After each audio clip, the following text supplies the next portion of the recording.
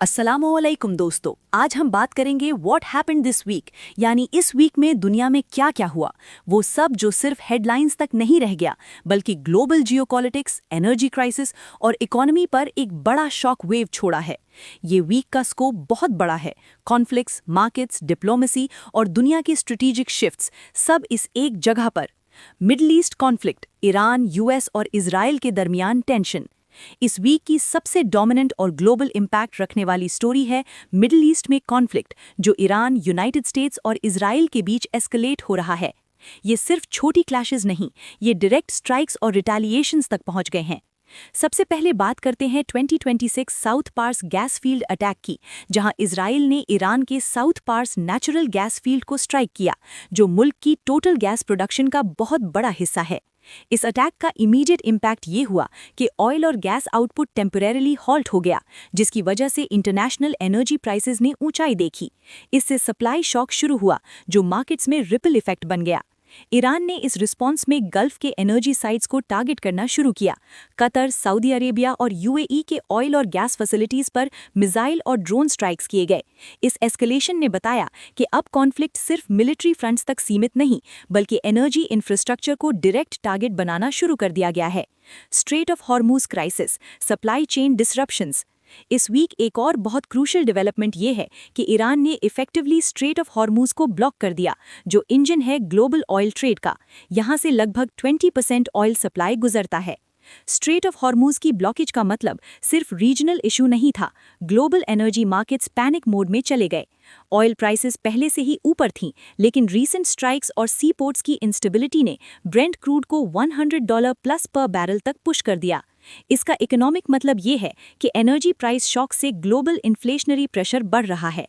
Transportation, manufacturing और consumer goods सब महंगे हो रहे हैं। ये इन्फ्लेशनरी शॉक डेवलपिंग कंट्रीज में ज़्यादा सिवियर दिख रहा है, क्योंकि वो मिडिल ईस्ट से हेविली एनर्जी इंपोर्ट करते हैं। US Iran Israel war expansion, strategic battles. इस वीक में यूएस और ईरान का एरियल कैंपेन भी एक्सपैंड हुआ, specifically to reopen the strait of Hormuz, क्योंकि ईरान ने शिपिंग को रोक दिया था। ये कॉन्फ्लिक्ट में एक नया डायमेंशन ऐड करता है। मेजर मिलिट्री हार्डवेयर और नेवल ऑपरेशंस शामिल हो रहे हैं। इस टेंशन की तरफ इंटरनेशनल रिएक्शंस भी अग्रेसिव रहीं। ईरान के अपोनेंट्स ने कहा कि अगर ईरान ब्लॉक हटा नहीं करता तो यूएस पावर प्लांट्स और एनर्जी इंफ्रास्ट्रक्चर पे भी डायरेक्ट एक्शंस ले सकता है। Global markets in shock, economy shake up. अब बात करते हैं इकोनॉमिक फॉलआउट की, जो सबसे बड़ा ग्लोबल इंपैक्ट लेकर आया है। Oil and gas price spikes. इस वीक ऑयल और नेचुरल गैस की प्राइसेस में ह्यूज स्पाइक्स देखे गए। ब्रेंट क्रूड शॉर्ट पीरियड्स में $115-120 पर बैरल रेंज तक पहुंची, जो एक मेजर सप्लाई शॉक का साइन है। नेचुरल गैस प्राइसेस यूरोप और एशिया में और ज़्यादा शार्पली ऊपर गए, क्योंकि एलएनजी प्लांट्स, खासकर कतर के जायंट एनर्जी फैसिलिटीज़, अटैक और डिसरप्शन के सबब ऑफलाइन हो गए हैं। ये प्राइस स्पाइक सिर्फ एनर्जी सेक्टर तक लिमिटेड नहीं, फर्टिलाइजर्स, पेट्रोकेमिकल्स, शिपिंग कॉस्ट्स और इंडस्ट्रियल रॉ मटेरियल्स सब की प्राइसेस बढ़ गई हैं। इंटरनेशनल एनर्जी एजेंसी ने इसको कंपेयर किया है 1970s के ऑयल शॉक्स और यूक्रेन इन्वेजन के फॉलआउट से, यानी ये ग्लोबल इकोनॉमी के लिए बहुत बड़ा झटका है। Stock markets sell off. As energy prices surged और अनसर्टेनिटी बढ़ी, वर्ल्ड स्टॉक मार्केट्स ने सेल ऑफ देखा। एशिया, यूरोप और इवन यूएस इक्विटीज में लॉसेस हुए, क्योंकि इन्वेस्टर्स अनसर्टेन जियोपॉलिटिकल एनवायरनमेंट में रिस्क एसेट से निकल रहे हैं। इस वॉलेटिलिटी ने फाइनेंशियल सिस्टम में एक बिहेवियरल शिफ्ट भी दिखाया। कहीं लोग सेफ हेवन्स में शिफ्ट हो रहे हैं और कहीं स्पेक्युलेटिव ट्रेड्स डोमिनेट हो रही हैं, जिससे क्रिप्टो और ऑन चेन मार्केट्स ने भी इंटेंस वॉलेटिलिटी रिकॉर्ड की।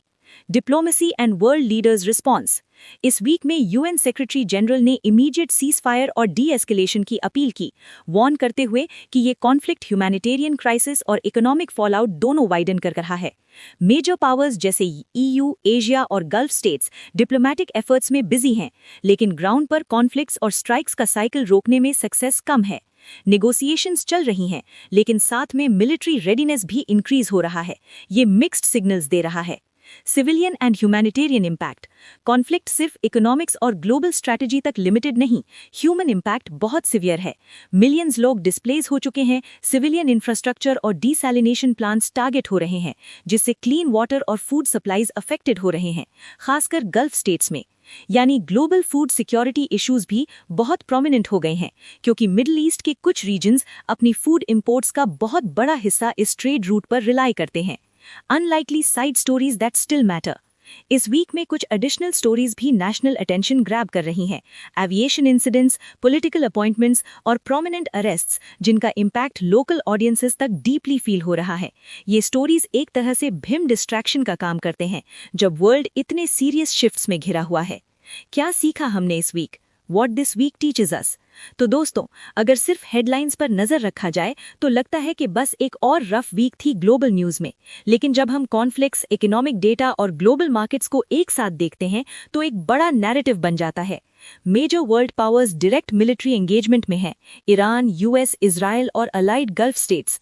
Global energy supply chains disrupt हो चुकी हैं।